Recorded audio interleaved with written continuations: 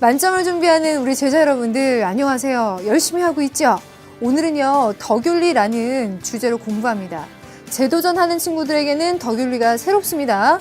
현역인 학생들도 덕윤리가 낯설긴 마찬가지입니다. 오늘 어떤 부분을 공부해야 되는지 먼저 공지하고 시작하겠습니다. 오늘의 강의 볼게요. 먼저 우리가 갖고 있는 연계교재 수능 특강에서 11단원 들어옵니다. 이 중에서 128쪽, 133쪽 사이에 덕윤리에 관련된 이야기를 할 거고요. 자, 그리고 참고적으로 활용할 친구들은 활용하라는 의미에서 수능 기출 플러스의 내용을 보시면은요, 이 13강과 14강에 아리스토텔레스가 나옵니다. 그리고 30강에 새로운 사상가들이라는 부분에 현대 덕윤리에 관련된 문제가 있어요. 고전적인 구도고요. 새로 나타난 구도예요. 이걸 여러분들이 참고해 보시면 훨씬 좋을 텐데 아직 벅차다 하는 친구들은 이번 강만 열심히 들으세요. 부담 갖지 말고. 그리고 수능 개념 20강에 공리주의와 덕윤리를 함께 넣어놨는데요. 덕윤리를 주장하는 사람들이 공리주의나 혹은 칸트 입장과 같은 부분에 비판의식을 갖고 있기 때문에 일부러 같이 넣었어요. 그런 깊은 뜻을 여러분들 이번 시간 들어보시면 알 겁니다. 자, 바로 1단계로 들어갈게요. 오늘 이야기하는 덕윤리가 뭐지? 이 덕윤리를 어떻게 이해해야 되는 거지? 전체적인 흐름 속에서도 이해해보고 수능의 눈으로 수능의 구도로 한번 이해를 해볼게요. 자, 먼저 여러분들 쓰지는 말고 들어보세요. 먼저 아리스토텔레스라는 사람 나옵니다. 누구죠? 고대 그리스의 유명한 철학자예요. 그리고 맥킨타이어라고 제가 이름은 써놨지만요. 여기 현대의 덕윤리인데요. 현대의 덕윤리에 관련된 사상가의 이름은 중요하지 않습니다. 그래도 저는 찾아서 여러분들의 제시를 해드리는 거니까 참고적으로만 알아두세요. 그럼 이 두 사람 혹은 두 학파에 대해서 우리가 공부를 할 때 어떤 입장으로 접근을 하냐면요. 이런 흐름으로 보세요. 자, 예를 들어 우리가 저녁에 뉴스를 이렇게 보고 있어요. 근데 오늘 지하철에서 어떤 이상한 사람이 무고한 시민들을 폭행했습니다. 그런데 그 광경을 보고 있던 시민들이 용기가 없어서 나서서 그 무고한 시민을 도와주지 못했습니다. 라는 뉴스가 나오고 있어요. 자, 그럼 우린 그 뉴스를 보면서 어떻게 저런 사람이 있나. 그걸 지켜보고 있는 저 사람들은 또 뭔가라고 나쁜 행동, 잘못된 행동에 대해서 비판하면서 볼 거예요. 그럼 여기다 우리 의문점을 달아보는 거예요. 이 사람들의 입장에서. 아니, 그럼 어떻게 행동하는 게 좋은 행동이야? 옳은 행동이고 칭찬받을 만한 행동이 뭐야? 그리고 그런 행동을 하는 사람들의 특성은 뭐야? 우리가 그런 부분에 대해서 차라리 설명하는 게 더 좋지 않을까? 라는 새로운 눈을 갖고 있는 사람들이 바로 오늘 이야기하려는 사람들의 입장이라고 보시면 되겠어요. 그래서 좋은 행동, 유덕한 행동, 칭찬받을 행동은 무엇인가? 그런 행동을 하는 사람들의 특성은 무엇인가에 대해서 이야기하는 사람들. 그리고 그것을 통해서 우리가 수능의 눈으로 본다면요. 이런 구도로 만들어집니다. 아리스토텔레스는 고대 그리스의 사상가잖아요. 소크라테스가 있었고 그의 제자 플라톤이 있었고 그의 제자 아리스토텔레스가 있었어요. 아리스토라고만 쓰기로 했죠. 자, 이 세 구도 중에서 공통점과 차이점이 존재하거든요. 주로는 아리스토텔레스는 단독으로도 문제가 잘 출제되고요. 소크라테스와 엮여서 출제도 되고요. 플라톤과 엮여서 또 출제가 되고요. 아예 세 사람이 엮여서도 또 출제됩니다. 그래서 수능이 바뀌었다고 하더라도 이 고전적인 구도 자체를 크게 떠날 것 같지는 않습니다. 따라서 아리스토텔레스 공부할 때 덕윤리라는 주제에 넣고 공부를 하되 소크라테스, 플라톤과의 공통점, 차이점과 같은 구도도 생각해 보면서 이론 정리하는 게 훨씬 더 효과적입니다. 그리고 현대의 덕윤리는요. 이 사람들은 근대의 칸트나 혹은 공리주의, 이 둘 사이에는 사실 좀 차이점들이 많이 존재하는 사람들이었는데 이 두 근대 윤리학자들의 그런 입장에 대한 비판의식을 갖고 있어요. 자, 여러분들 현대 덕윤리를 공부했습니다 라고 할 때는 이 근대 입장에 대해서 어떠한 비판적인 입장을 갖고 있는지 정리해야만 완성된 거예요. 그렇죠? 그래서 그 구도는 요 구도 하나 제시해 드렸습니다. 그럼 이 구도를 살려서 우리 2단계 들어가서 핵심을 탁탁 짚어보면서 정리 한번 해볼까요? 예, 2단계 들어갈게요. 노트 준비하시고 같이 쓰면서 한번 이야기해 보겠습니다. 먼저 덕윤리를 이야기하는 아리스토텔레스. 익숙한 이름이지만 우리가 이 사람에게서는 무엇을 중점적으로 봐야 되는가? 덕이라고 했어요. 덕이라고 하는 거는요, 고대 그리스에서는 상당히 중요한 주제 중에 하나였어요. 아레떼라고 해가지고 그 사람의 탁월한 상태를 이야기하는 거였거든요. 근데 이 아리스토텔레스는 그 탁월한 덕이라고 하는 것은 어떻게 우리가 가질 수 있는 것인가에 대해서 설명을 해줍니다. 명쾌한 설명이 있는데요. 우리 그걸 한번 정리를 해볼게요. 자, 먼저 아리스토텔레스가 이야기하는 유덕함이라고 하는 건 무엇인가? 아리스토텔레스는요, 덕에는 두 가지의 종류가 있다고 설명해요. 그 첫 번째 덕은 뭐냐면요, 지성적인 덕입니다. 이 지성적인 덕은 지적인 덕이고요. 어떤 이해력 혹은 지혜가 들어가죠. 그리고 이것은 교육에 의해서 더욱 발전되어 갈 수 있는 요소입니다. 그리고 두 번째 덕은 뭐냐면요, 품성적인 덕입니다. 품성적인 덕은 다른 말로 도덕적인 덕이라고도 합니다. 헷갈리지 말고 같은 의미로 이해해 두시면 돼요. 그럼 이 품성적인 덕, 도덕적인 덕이라고 하는 것은 어떤 의미를 갖고 있느냐? 우리의 실제적인 행동에 있어서 감정 등의 영역, 실천의 부분에 관련된 부분이에요. 자, 그럼 아리스토텔레스가 덕을 두 가지로 설명을 했다고 했는데, 먼저 이 중에 지성적인 덕에는 대표적으로 어떤 것이 있는지 설명을 정리해 보니 두 가지 정도 한번 생각해 보는 게 좋겠어요. 첫 번째는 철학적인 지혜와 두 번째 실천적 지혜입니다. 아까도 말했듯 지성적인 덕이라고 하는 건 인간들의 지혜, 이해력 등에 관련된 거기 때문에 그런 부분에서 철학적인 지혜가 있다라고 이해를 해두시면 되고요. 중요한 건 바로 요거예요. 실천적 지혜. 제가 여기다가 왜 밑줄을 치고 별표를 치냐면, 제가 예전부터 수능 특강을 계속 교재를 보면서 공부를 해왔는데, 예전에는 이 실천적인 지혜에 대해서 크게 많이 언급을 하지 않았는데요. 올해 와서 실천적 지혜에 대해서 설명이 더 많이 언급이 되었고, 최근에 학력평가에 실천적인 지혜에 관한 문제가 한번 나왔었는데, 많은 친구들이 이 실천적 지혜를 물어보면 뜨악! 많이 틀리더라고요. 허를 찔리듯이 틀려주더라고요. 그래서 이 부분에 대해서 좀 철저하게 대비를 해두는 것이 좋겠다라는 생각이 들어요. 이 실천적인 지혜라고 하는 건 어떤 의미를 갖고 있느냐? 인간들이 이성적인 기능을 잘 발휘해서 이것을 우리가 실천에 잘 옮길 수 있도록 해주는 게 실천적인 지혜입니다. 도덕적인 실천을 해줄 수 있게끔 이성적인 기능을 잘 발휘하게 해주는 덕, 지성적인 덕이 바로 실천적 지혜입니다. 그럼 이 실천적인 지혜라고 하는 건 어떤 의미에서 도움을 주느냐? 구체적인 상황에서 어떤 것이 옳은 것인지 판단하게 해줍니다. 지하철 아니고 어떠한 무고한 시민이 이상한 사람에게 의해서 폭행을 당하고 있습니다. 구체적인 상황 속에서 내가 이 상황에서 어떻게 행동을 해야 되는 거지? 그게 도덕적이고 옳은 것인지에 대해서 구체적인 상황에 적용해서 판단할 수 있게끔 해주는 게 실천적 지혜. 그것을 발휘해서 도덕적으로 실천이 가능하게 해주는 지혜라는 겁니다. 그래서요, 실천적 지혜의 의미는 도덕적인 덕, 즉 이 품성적인 덕을 갖추기 위한 필수 요소라고 설명할 수 있어요. 이 세 가지 요소가 선생님 저는 굳이 쓰지 않아도 이해가 됩니다 라고 한다면요, 간략하게 메모해 두거나 입으로 복습하면서 정리하면 되겠고요.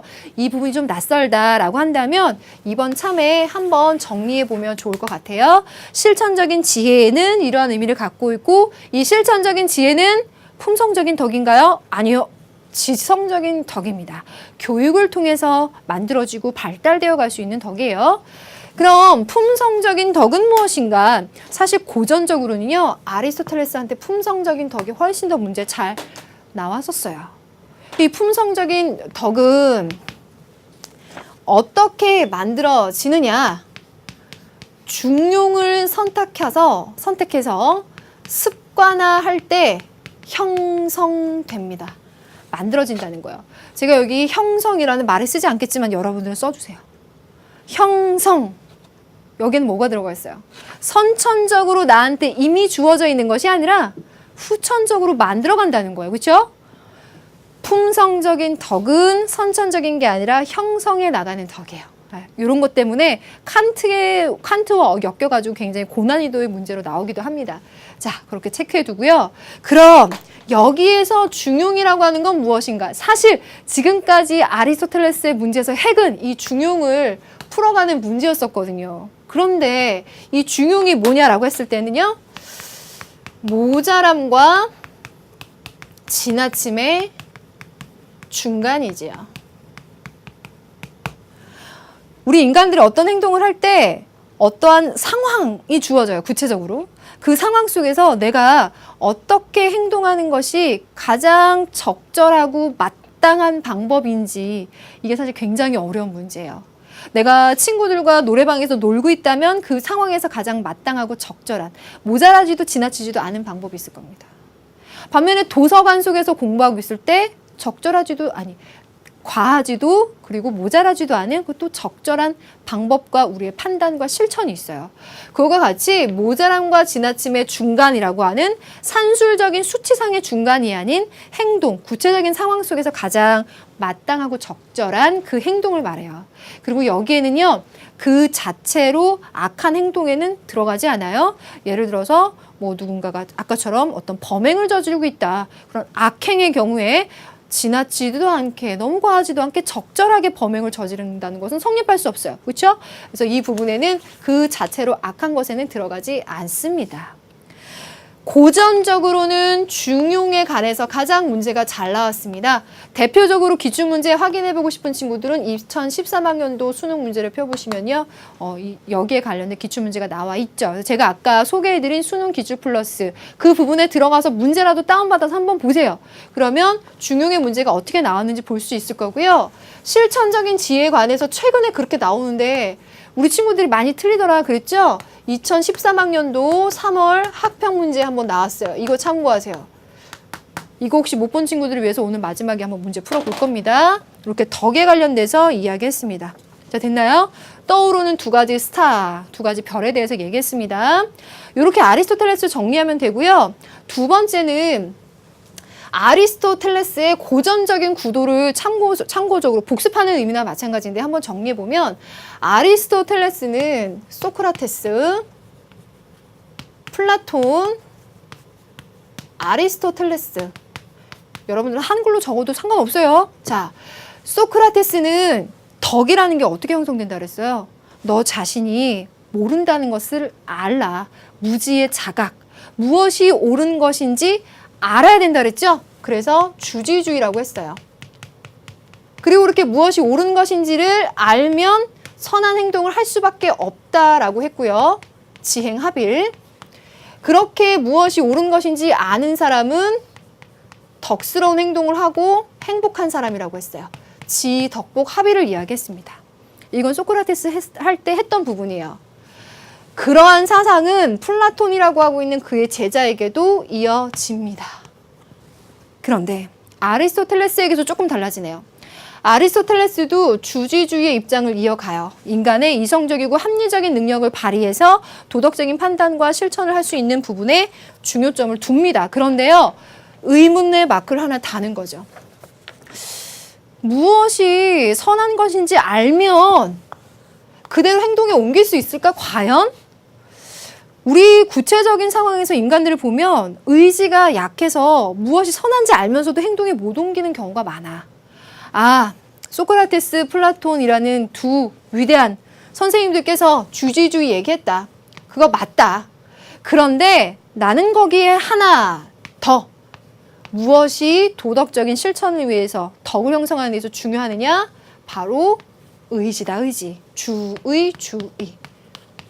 그래서 아리스토텔레스는 주지주의 플러스 주의다. 요 점 굉장히 중요하죠.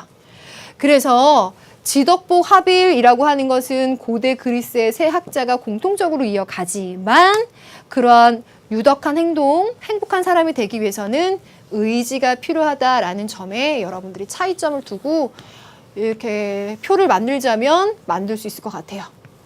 이렇게 정리를 해두시면 되겠어요. 이렇게 아리스토텔레스 하나 정리를 해두고요. 그리고 또 하나의 구도를 만들자면 플라톤과 아리스토텔레스예요. 요거 하나 지우고 써보면은요. 배웠던 내용이니까 단어만 써보면 플라톤은 이 세계를 어떻게 얘기했죠? 인간의 이성을 통해서 진짜 세계인 이데아계와 현상계를 구분했지요. 그래서 이원론적인 세계관이고 이상주의적인 세계관이라고 말했어요. 그에 비해서 아리스토텔레스는 이 현실 속에 인간뿐만이 아니라 모든 존재들이 목적을 달성하려고 하면서 살아가고 있다.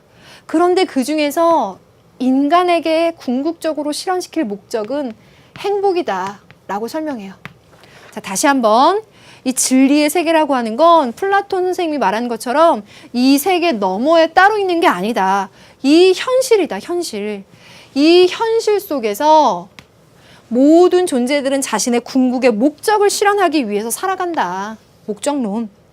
그런데 인간의 궁극적인 목적은 뭐냐? 행복을 실현하는 거다. 행복이에요. 그래서 현실주의, 목적론, 행복론. 이게 바로 아리스토텔레스에게서 좀 중요한 요소죠. 저기 지금 덕에 대해서 이야기를 했지만 사실 이 부분이 필수적인 요소로 우리가 봐둬야 되는데요. 여기에서 우리가 알 수 있는 건 플라톤은 진짜 세계와 모방의 세계를 둘로 나눠서 봤지만 아리스토텔레스는 그 과정에 대해서 동의하지 않고 현실에서 모든 진리를 우리가 구현하고 목적을 구현한다라고 하는 현실적인 현실주의라고 표현을 할까요? 그리고 진짜 세계와 가짜 세계를 따로 구분하지 않고 이 현실 속에서 찾아가는 일원론적인 세계관을 갖고 있어요. 근데 여러분들 일원론, 현실주의라는 말 자체는 중요하지 않고요. 플라톤과 세계를 이해하는 관점이 다르다는 것, 그 부분이 중요합니다. 제가 왜 썼냐면요. 덕이라는 측면에서 아리스토텔레스의 단독 문제가 가능해요. 그런데 고전적으로는 소크라테스, 플라톤, 아리스토텔레스를 봤을 때 공통점과 차이점, 이 구도가 여전히 여러분들이 전체적으로는 놓치지 말아야 될 요소이겠기에 언급을 했습니다. 여기까지가 아리스토텔레스예요. 그리고 나서 이제 현대의 덕윤리로 가보겠습니다. 그럼 큰 제목 2번을 가볼게요. 현대의 덕윤리. 현대의 덕윤리는요, 교육 과정상에서도 보면 이 덕윤리가 왜 등장하게 됐는지에 대한 이해가 중요하게 제시되어 있습니다. 그래서 이렇게 한번 볼게요. 고대, 근대, 현대. 참고적으로 보겠습니다. 고대에는요, 공동체가 상당히 중요했어요. 모든 사람들은 자신이 속한 소규모의 공동체 속에서 살아가고요. 그 공동체 속에서 잘 살아갈 수 있는 방법, 잘 적응하고 그 공동체가 지향하는 가치를 내면화하면서 그것이 그 속에서 잘 살아갈 수 있는 지혜가 되었습니다. 그리고 그 지혜가 체계화되어 가면 그 공동체에서는 나름의 윤리, 덕이 된 거죠.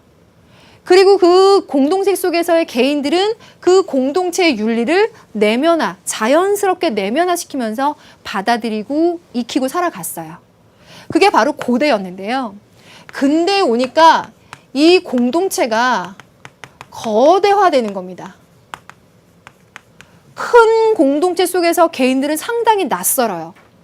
그 낯선 개인들 간에 그래도 어떠한 일정한 행동은 유지해야 되겠기에 이때 필요한 것이 뭐냐면요. 보편윤리라고 편의상 설명을 해볼게요. 보편윤리라고 해서 그 서로 다른 사람들이 속해 있는 거대한 공동체에서 그들을 일괄적으로 행동을 이끌 수 있는 혹은 판단하게 할 수 있는 보편적인 원칙이 되는 행위의 규칙이 되는 어떤 윤리가 필요하더라는 겁니다. 그게 근대에 와서 등장하게 되는 윤리인데요. 그 윤리 중에 대표적인 것이 칸트처럼 정언 명법과 같은 도덕 법칙과 같은 일정한 규칙이 되어주는 것. 혹은 공리주의가 이야기하는 것처럼 최대 다수의 최대 행복이 우리가 판단해야 되는 기준이 되면 돼와 같은 보편적 기준이 되는 그것을 강조하는 윤리가 근대에 등장했다는 거예요.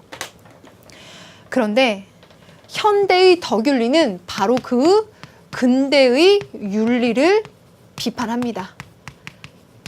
지금 말한 칸트 혹은 공리주의 같은 보편적인 원칙과 법칙만을 강조하는 보편 윤리를 비판한다는 거예요. 그럼 여기에서 중요한 것은 이 현대의 덕윤리가 근대 윤리를 어떤 측면에서 비판하느냐예요. 그럼 여기에는 이 뜻이 들어가 있겠죠. 근대의 보편 윤리가 갖고 있는 단점, 그것을 극복하려고 하는 덕윤리에 대한 이 구도가 들어가 있어요. 지금 제 말한 거 잘 듣고 있죠? 중요해요. 그럼 두 번째 이 얘기를 할게요. 근대의 보편 윤리에 대해서 현대 덕윤리는 어떠한 관점에서 비판을 하고 있는가? 비판점. 자, 여기를 가보겠습니다.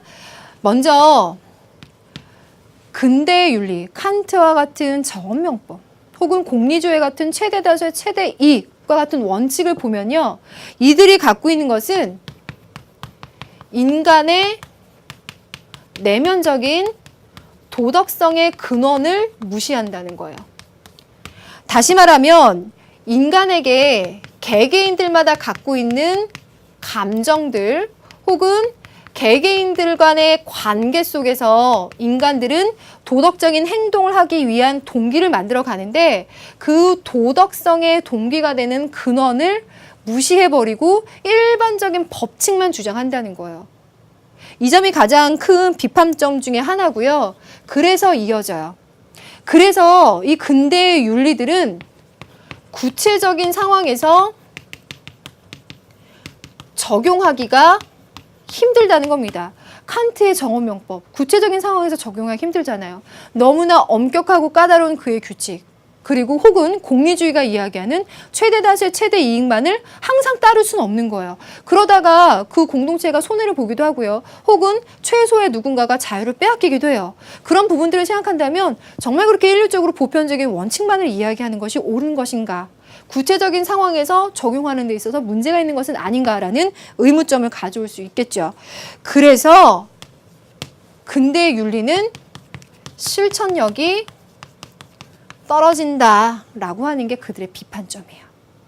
그래서 여기에서 답이 나옵니다. 현대의 덕윤리는 어떤 점을 강조하는가? 강조점을 쓰겠습니다. 근데 이 강조점을요, 제가 여기 위에다 이렇게 연결해서 쓸게요. 여러분들은 노트 옆에다가 이어서 써주시면 되겠습니다. 전 4가지로 정리하려고 해요. 아까 처음에 뉴스 얘기했어요. 야, 사람이 저러면 안 되지. 어떻게 무고한 사람한테 저런 짓을 할 수 있어. 혹은 야, 저렇게 누군가가 피해를 보고 있으면 도와줘야지 대체 뭐 하는 거야. 이거처럼 악행을 하지 마라 보다는 선행을 권장하는 거예요. 어떻게 하는 게 선행인지 알려주고 그 선행을 많이 할 수 있도록 권장해 주는 겁니다. 그리고 두 번째 볼게요. 인격 모델을 제시해요. 뉴스에서 그런 상황이 있었는데 어떠한 용감한 시민이 나타나서 이렇게 그 상황에서 그 무고한 시민을 구해 주었습니다. 라고 하는 선행을 하는 인격적인 모델을 제시해서 아, 저런 상황에서는 저렇게 하는 것이 옳은 것이구나 라고 구체적으로 우리가 지침을 받을 수 있는 거예요. 그래서 악행을 금지당하는 것보다는 아, 저렇게 선행을 해야 되겠구나라는 동기가 나타날 수 있고 자발적으로 선행을 할 수 있는 자신의 의지가 나타날 수 있도록 사람들을 격려시켜 준다는 거죠. 인격 모델을 제시한다. 그래서 뭐 대표적으로는 뭐 우리가 간디, 뭐 마더 테레사와 같이 우리 인류의 역사 속에서 굉장히 훌륭한 인격의 모델로 제시될 수 있는 인물들이 있죠. 그런 인물들이 어떠한 성품을 갖고 있고 어떠한 특성을 갖고 있는지에 대해서 얘기해 준다는 거예요. 알려준다는 거죠. 그리고 세 번째, 그것을 통해서 실천력이 떨어지는 근대 윤리의 단점을 보완한 실천 가능성을 높여준다. 이렇게 정리하시면 되겠고요. 네 번째, 그리고 이들은요. 공동체 윤리, 공동체 안에서 윤리를 터득했던 고대 이야기 했었죠. 이들은요. 도덕 공동체를 지향해요. 요것들이 하나하나 다 중요한 요소가 되겠습니다. 됐나요? 그래서 현대 덕윤리가 지향하는 항목 이렇게 알아주시고요. 자, 요게 만약에 문제에 나온다면 어떻게 나올까? 실제적인 문제는 그렇게 어렵게 나오지 않았습니다만 수능 특강 문제 보면 좋을 것 같고요. 현대 덕윤리 정리하고 그래서 쭉 가보면 아리스토텔레스 했어요. 중용이 고전적인 문제라고 했죠. 그 지하철 내에서 용기 있는 행동이라고 하는 건 뭘까? 그 용기의 중용이 무엇인지에 대해서 물어보는 문제가 고전적이었다면 이젠 실천적인 지혜에 관한 문제도 등장하고 있으니 유의해서 봐달라라고 했어요. 자, 그러면 우리 다음 단계로 한번 넘어가 볼게요. 우리 다음 단계에서 자, 보겠습니다. 지울게요. 133쪽에 아리스토텔레스의 중용이에요. 지금 중용 말했죠. 중요한 요소였는데 만일 덕이 자연과 마찬가지로 어떤 기술보다도 정밀하고 훌륭한 것이라면 그것은 중용을 지향하는 것이라야 한다. 그의 덕에 관한 입장이네요. 중용은요. 인간의 품성적인 덕에 들어가는 거였어요. 여기에는 과도와 부족 그리고 중간이 있다. 가령 공포를 느끼거나 태연하거나 욕심을 내거나 분노를 터뜨리거나 연민을 느끼거나 그 밖에 쾌감과 고통을 느끼는 일에는 그 정도의 과다와 과소가 있다. 지나침과 모자람. 그 어느 경우나 좋지 못하다. 이와는 달리 마땅한 때, 마땅한 일에, 마땅한 동기에 의해서 마땅한 태도로 이러한 것을 느끼는 것은 중간적이며 동시에 최선의 일이다. 마땅함의 그 중간을 판단하고 선택하고 실천한다라고 하는 것이 최선이라는 거예요. 그래서 아리스토텔레스는 니코마스 윤리학에서 덕은 지성적인 덕과 품성적인 덕 두 가지로 나뉘었어요. 그중에 품성적인 덕은 바로 이 중용의 습관화를 통해서 형성되는 것이다 라고 우리가 현대 와서 아리스토텔레스의 개념을 정리를 해주는 거죠. 자, 됐나요? 자, 아리스토텔레스의 단서는 이렇게 잘 읽혔어요. 그럼 실제 문제 적용하면 어떻게 풀어가야 되는 걸까요? 문제 한번 가보겠습니다. 우리 수능 특강 문제에서 134쪽 1번 갑니다. 이 사람은 이런 표현을 잘 써요. 자, 먼저 발문에서는 고대 서양 사상가라고 표현하고 있어요. 고대까지면 어딘지 범주가 정해지죠. 그리고 가니까 집을 지어봄으로써 건축가가 됩니다. 검은고를 탐으로써 검은고 타는 악사가 되는 것과 같이 기억이래요. 그럼 뭘 얘기하는 걸까? 우리는 옳은 행위를 함으로써 옳게 되고 절제 있는 행위를 함으로써 절제 있게 되며 용감한 행위를 함으로써 용감하게 된다. 성품은 제각각 거기에 대응하는 활동에서 생긴다. 사실 이 제시문은 너무 유명하고 이 사람에게서 잘 나왔어요. 근데 여기에서 여러분들이 처음 본다, 감을 잘 못 잡겠다라고 한다면 제가 이 동그라미 친 부분들의 맥락이 뭘 얘기하는 거냐면 기억이라고 하는 부분에 대해서 실천을 통해서 지어보고 검은 걸 타고 뭘 하고 활동하는 실천을 통해서 이 기억이 만들어진다는 걸 알려주고 싶은 거예요. 그럼 이 실천을 통해 만들어지는 이 기억은 뭐냐? 자, 고대 어느 서양 사상가 아리스토텔레스가 이야기하는 건데요. 실천을 통해 형성되는 기억. 1번 가보겠습니다. 도덕적인 덕은 선천적으로 주어진다라고 했어요. 딱 보세요. 실천을 통해서 형성된다라고 하는 것은 선천과는 대치되는 표현이죠. 이 부분이 틀렸어요. 2번, 지성적인 덕은 교육에 의해 발전된다.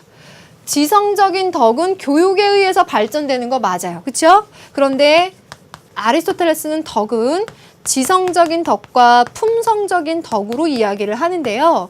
지성적인 덕의 경우에는 교육에 의해서 발전되고 교육을 통해 더 만들어갈 수 있습니다. 근데 지금 여기에서 얘기하고 있는 것은요. 바로 이 품성적인 덕. 무엇이 옳은 것인지에 대해서 실천을 통해 형성되는 도덕적인 덕에 대해서 이야기하려고 하는 거거든요. 그 다음에 3번. 무지를 깨달음으로써 얻어지는 것, 무지를 깨달아라 라고 하는 요 맥락만 본다면 소크라테스적인 표현이 들어가 있고 4번 가볼까요? 실천적인 지혜는 선의 이데아를 인식할 때 형성된다 라고 했는데 선의 이데아 라고 한다면 요거는 플라톤을 잡아서 아리스토텔레스처럼 만든 거죠. 틀렸고 5번 옳은 행위의 실천을 통해서 형성된다. 실천을 통해 형성되는 게 바로 도덕적인 덕이다. 그래서 교육을 통해서 발전되어가는 지적인 덕 자체를 얘기하려고 하는 게 아니라 도덕적인 덕은 이러한 유의 실천을 통해 형성된다를 알려주고 싶은 5번 선택지입니다. 나머지 오답지들을 제외해내는 게 여러분들한테는 중요한 관건 같아요. 3번으로 가볼게요. 3번이에요. 다음 문제는 3번. 가의 관점을 지닌 사상가가 나의 기억해 줄 수 있는 대답으로 적절한 것은 행복은 행위의 목적으로서 궁극적이고 자족적인 것이며 최고선이다. 이 세상의 모든 존재들은 자신의 궁극적인 목적을 실현하려고 하는데 인간의 경우에 궁극적인 목적은 행복이다. 자, 두 번째, 한 마리의 제비가 왔다고 봄이 되는 것이 아니며 하루의 실천으로 행복한 사람이 되는 것은 아니다. 그 행복한 사람이 되는 건 하루의 실천으로 되는 것이 아니라 그 실천에 반복이 있어줘야 된다는 거죠. 하루로 되는 게 아니다니까 반복. 실천의 반복이 필요하다. 이건 아리스토텔레스가 이야기한 목적론, 행복론. 그럼 인간은 어떻게 하면 행복할 수 있느냐? 이성의 실천을 해야 되는데 이성의 실천도 딱 하루 하는 게 아니라 항상 반복되는 그 과정이 중요하다. 아리스토텔레스예요. 그럼 다음 제시문을 보면 우리가 행복해지기 위해서는 어떻게 해야 됩니까? 자, 아리스토텔레스가 뭐라고 답을 할까요? 1번 타고난 덕을 유지해야 해 라고 했어요. 아리스토텔레스가 이야기한 덕은 어때요? 지적인 덕은 교육을 통해서 더욱 발전되어 갈 수 있는 거고요. 도덕적인 덕은 실천을 통해 형성되는 거죠. 선천, 타고난이라는 말은 요 아리스토텔레스의 대답과 거리가 멀어진다는 거. 감이 좀 오죠? 두 번째, 이데아, 플라톤. 정념이 없는 상태에 도달해야 돼. 정념이 없는 상태를 이상적인 상태로 보자면 스토아가 가장 대표적일 거예요. 그다음 4, 5번 갈까요? 완전한 존재인 신과 하나가 되어야 돼. 라고 이야기하는 것은 그리스도교 윤리에서 이야기하는 거고요. 5번, 이성의 기능을 지속적으로 발휘해야 돼. 지속적인 실천 반복을 이야기하는 거죠. 네가 오늘 하루 이성적인 기능이 아니라 지속적으로 해줘야 돼. 5번이라고 대답하겠죠? 좋습니다. 다음 수능 실전 문제 가겠습니다. 136쪽의 1번 문제는 2012학년도 대수능 문제인데요. 이 문제 시간이 굉장히 많이 걸려요. 많은 친구들이 그 점 때문에 힘들어할 것 같은데요. 발문에서 보면 갑, 을, 병, 사상가 모두가 부정의 대답을 할 질문. 모두 부정을 해야 되니까 갑을병 경우의 수에 상당히 많은 판단을 해야 되는 문제인 거죠. 대신에 제시문은 쉽습니다. 볼게요. 영혼의 수련을 통해서 참된 알을 얻고 자신의 삶을 성찰하여 유덕한 사람이 되어야 된다. 갑이 이야기하는 유덕, 덕이 있는 사람이 되기 위해서는 영혼의 수련을 하래요. 참된 알을 알아야 된대요. 주지, 주의. 성찰하래요. 그래서 유독한 사람이 돼야 된대요. 영혼의 수련을 통한 참된 깨달음. 이거 외워두는 게 좋다고 그랬죠. 소크라테스입니다. 이렇게만 쓸게요. 을 각자는 자신의 본분에 맞는 덕을 잘 발휘해야 하며 이거 익숙한데요? 통치자, 수호자, 그 생산자 계급이 각각 지혜, 용기, 절제. 그래서 정의로운 철인 통치를 이야기하는 플라톤입니다. 철인 통치. 병, 마땅히 화를 낼 만한 경우에 화를 낼 만한 대상에게 마땅한 때와 방법으로 화를 내는 덕을 가진 사람이 되어야 된다. 이 사람이 생각하는 덕은 마땅함이에요. 중용을 통해서 이야기하니까 아리스토텔레스라는 걸 알 수가 있죠. 자, 그러면 이 사람들이 모두가 부정의 대답을 해야 된대요. 어때요? 제시문에서 요거 찾아내는 것까지는 어렵지 않죠? 모두 부정이에요. 팁을 하나 드리면 사실 이 문제에서 겨냥하고 있는 한 사람은 이 사람이에요. 아리스토텔레스에게 정확히 노가 되거나 정확히 예스가 될 만한 부분들을 갖고 오답지와 정답지를 만들었어요. 그게 키예요. 갈게요. 1번. 덕은 지식적인 측면과 도덕적인 측면으로 구분되는가? 지성적인 측면의 덕과 품성적인 측면의 덕으로 나뉜다. 어때요? 아리스토텔레스가 예스라고 할 수 있죠? 그러니까 모두 부정이 안 된다는 거예요. 1번 틀렸고. 2번, 개인의 가치 있는 삶은 공동체 안에서 의미를 갖는가? 소크라테스, 플라톤, 아리스토텔레스 모두 고대 그리스의 폴리스 안에서 생활을 중시했어요. 때문에 모두 예스예요. 3번, 반복을 통한 습관화가 지적인 덕을 형성하는가? 라고 말해주고 있어요. 이거 중요해요. 3번이요.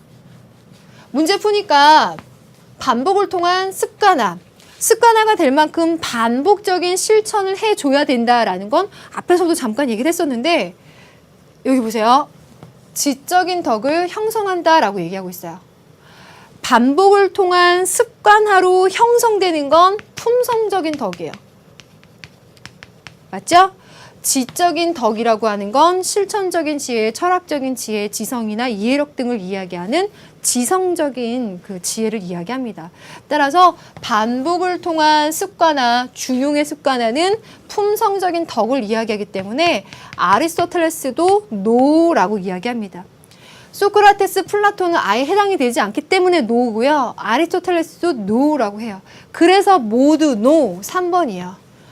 팁을 이야기해 드린 것처럼 아리스토텔레스를 겨냥했어요. 아리스토텔레스에게서 정확히 예스가 되느냐 노가 되느냐를 잘 갈라주면 돼요. 4, 5번 갈까요? 악은 의지의 나약함에 의해서 생겨나는가 라고 한다면 어때요? 아리스토텔레스가 예스라고 하면서 주지주의 플러스 주의주의를 이야기했죠. 5번, 현실 속에 참된 존재가 있다고 보는가? 그 속에 자신들의 궁극의 목적을 실현하는 참된 존재가 있다. 어때요? 아리스토텔레스가 예스라고 하겠죠? 그 부분만 정확히 잡고 문제를 풀면 정답 3번이 되겠습니다. 그러한 점을 생각하고 이 문제를 여러분들이 해석해 줘야만 됩니다. 수능이라는 것은 이러한 측면에서 중요한 이론들도 있지만 문제를 풀어가는 방법적인 키도 있어요. 그걸 생각해 줘야만 돼요. 자, 이렇게 아리스토텔레스 문제가 이렇게까지 나오기도 하고요. 2번 문제를 보면 여러분들이 이번 시간에 처음 생각했었던 주제가 나와요. 2014학년도 대수능 예비시행 재도전 하는 친구들은 꼭 보세요. 가번, 한 행위의 옳고 그름은 행위자의 성품에 전적으로 의존하기 때문에 그 사람의 행동을 낳게 한 성품을 먼저 살펴봐야 됩니다. 어떤 행동이 선한 행동인지, 칭찬받을 행동인지, 그리고 그런 행동을 하는 사람의 인격과 성품은 뭔지를 봐야 됩니다를 이야기하는 건 덕윤리죠. 반면에 나번, 어떤 사람이 도덕적인지 아닌지를 결정할 때에는 그 사람의 행동이 도덕적인 원리에 일치하는지를 통해서 옳고 그른지를 판단해야 됩니다. 그 원리가 어떤 추상화되고 보편화된 칸트가 이야기한 정언명법이 될 수도 있고 공리주의가 이야기하는 최대 다수의 최대 행복이 될 수도 있는 그런 보편적인 원리에 일치하는지를 통해서 판단해야 된다.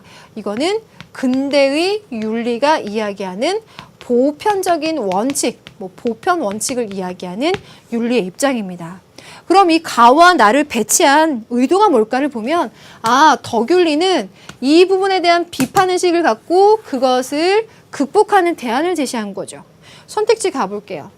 가는 그래서 극복하고 인간의 감정과 인간관계를 중시함으로써 행위의 동기를 만들어주죠.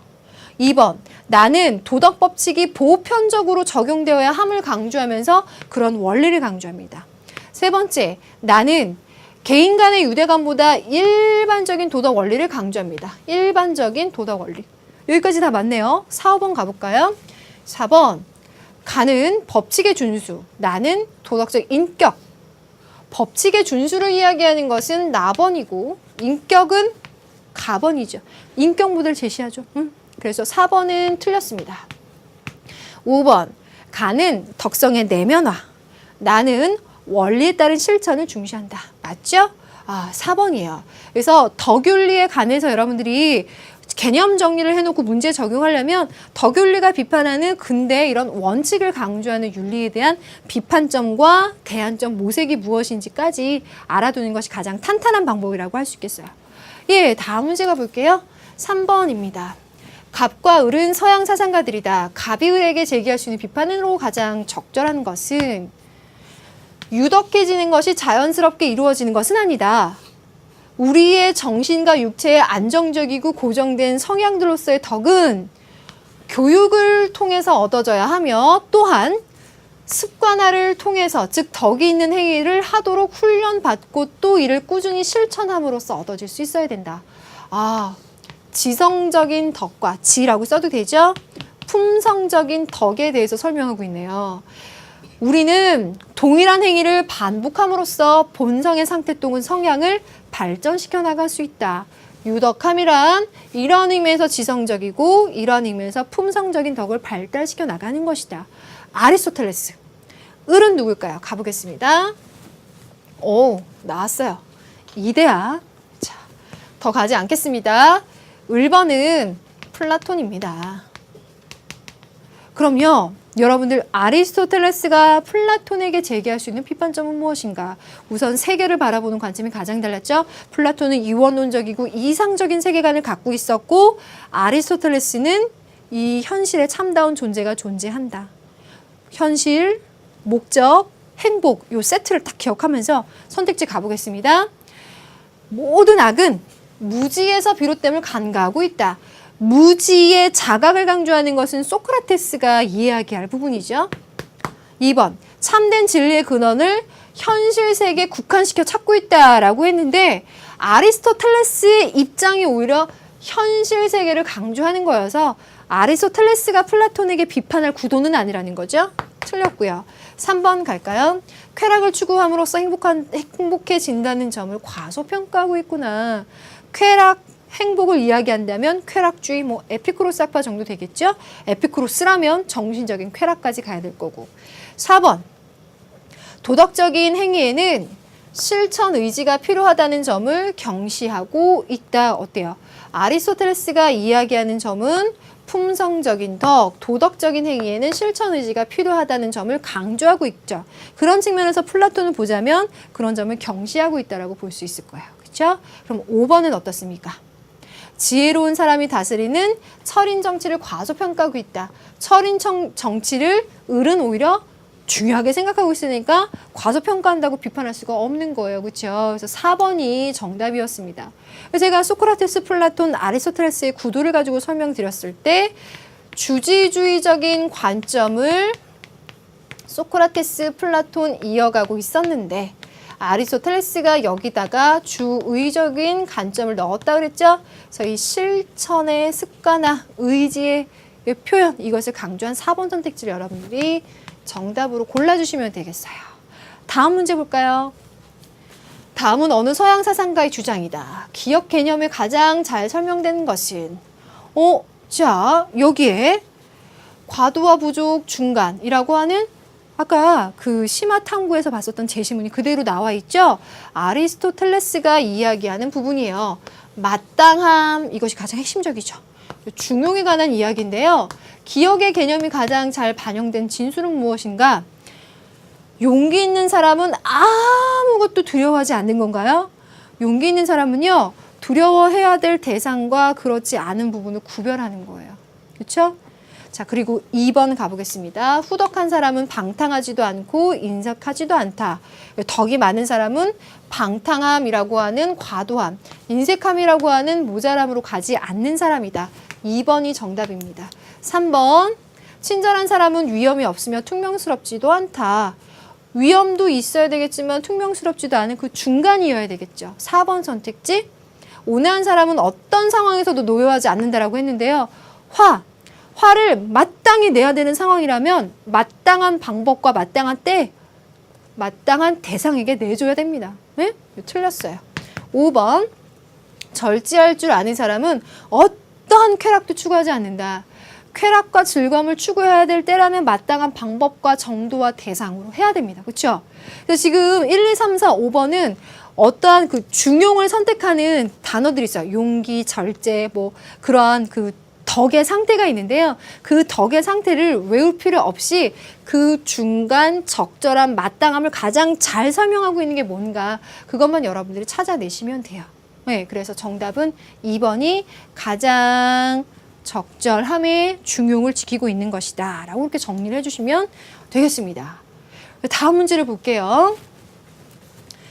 이 문제는요, 제가 아리스토텔레스 이야기할 때 지금까지는 품성적인 덕과 중용의 덕에서 항상 나왔어요. 그런데 최근 이 문제가 등장하기 시작했는데 친구들이 종종 잘 틀립니다 라고 했던 거예요. 2013학년도 전국연합학력평가에서 많은 친구들이 틀렸던 그 문제 복습해 볼게요. 다음은 어느 서양 사상가의 주장이다. 밑줄 친 기억에 대한 이 사상가의 견해로 옳은 것은, 자, 행복하기 위해서는 덕 있는 사람이 되어야 되는데 덕에는 지성적인 덕과 품성적인 덕이 있다. 아리스토텔레스의 이야기죠. 그런데 실천적인 지혜를 통해서 무엇이 인간에게 좋은지 중요한지를 알고 실천함으로써 덕 있는 사람이 될 수 있다. 라는 두 번째 문장에서의 실천적 지혜는요, 지성적인 덕과 품성적인 덕 중에 어디에 들어가요? 지성적인 덕에 들어가는 거예요. 그럼 1번부터 보겠습니다. 이걸 전제로 깔고. 모든 사람이 선천적으로 지닌 덕이다. 아리스토텔레스 할 때는 선천이라는 것, 타고난 덕이라고 하는 부분을 조심해서 봐야 되는구나. 그렇죠? 자, 이 실천적인 지혜, 지성적인 덕은 교육을 통해서 만들어가고 발전시켜 나갈 수 있다고 했어요. 선천적이라는 말 틀렸고요. 선의 이데아라고 하는 플라톤의 입장 오답지로 나왔네요. 가볍게 제외되죠. 3번. 지나침과 모자람의 중간에 해당되는 상태다. 많은 친구들이 3번 찍었죠. 지나침과 모자람의 중간은 뭐예요? 중용이죠. 이 중용은 어디에 들어가요? 품성적인 덕을 형성하는 데 있어서 필요한 거죠. 중용의 실천과 습관화를 통해서 품성적인 덕이 형성된다예요. 3번을 찍은 친구들은 지성적인 덕이라는 분류를 간과했기 때문에 틀린 거예요. 3번, 4번. 품성적인 덕을 갖추는데 필요한 지성적인 덕이 바로 실천적인 지혜다. 4번이 정답이죠. 4번을 정답으로 해주셔야 되고요. 5번. 좋은 행동을 반복함으로써 형성되는 품성적인 덕. 품성적인 덕에 해당되는 3, 5번은 제외하고 지성적인 덕을 설명하는 4번을 설명해야 되며, 그 아리스토텔레스가 이야기하는 덕은 선천적인 것이 아니다라는 점을 꼭 이해해야 되는 아리스토텔레스 문제 중에서도 디테일한, 그래서 많은 친구들이 틀렸던 문제 되겠습니다. 이 정도 되면 여러분들 아리스토텔레스 탄탄하게 이런저런 구도로 다 확인이 된 것 같지 않아요? 그래서 제가 이야기해 드렸던 그 수능 기출 플러스 들어가서 그 문제 다운받아서 잠깐 보는 것도 좋고요. 아니면 여러분들이 갖고 있는 기출 문제 보는 것도 좋아요. 아리스토텔레스에 관련된 문제 한번 꼭 보시고, 재도전하는 친구들은 현대 덕윤리가 무엇인지 개념적으로 정리 한번 해보고 우리 교재에 나왔던 기출문제 풀어보시는 것이 현명한 방법입니다. 이렇게 차곡차곡 우리는 만점으로 올라가는 거예요. 만점으로 가기 위한 그 노력의 씨를 여러분들이 기꺼이 좀 뿌려주세요. 자, 그럼 우리는 이번 시간 여기서 마무리하고 다음 시간에는 그리스도교 윤리로 또 새로운 강을 열어보도록 하겠습니다. 오늘 1시간 수고 많았고요. 다음 강에서 인사드리겠습니다. 감사합니다, 여러분.